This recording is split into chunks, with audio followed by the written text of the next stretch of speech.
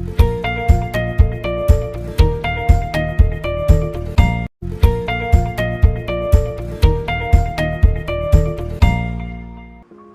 The lord. యేసుక్రీస్తు దివ్యనామంలో ఉదయకాల సమయంలో వాక్యం వీక్షించుచున్న దేవుని బిడ్డలైన మీ అందరికీ నా హృదయపూర్వక వందనాలు తెలియజేస్తున్నాను. ప్రియులారా, బాగున్నారా? ఏదో సహాయం కొరకు ఎదురు చూస్తున్నావు.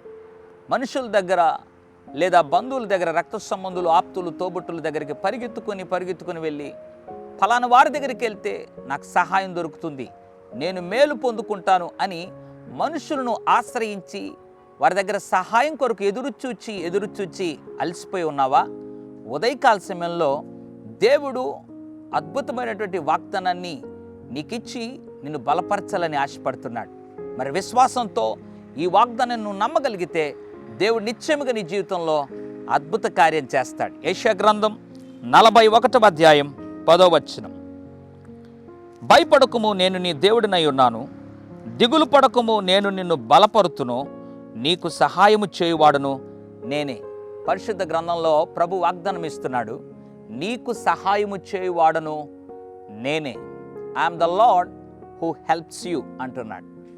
దేవుడు అంటున్నాడు, నీకు సహాయం చేస్తాను. నీకు నమ్మకం ఉండాలి, భయపడద్దు, దిగులు పడద్దు.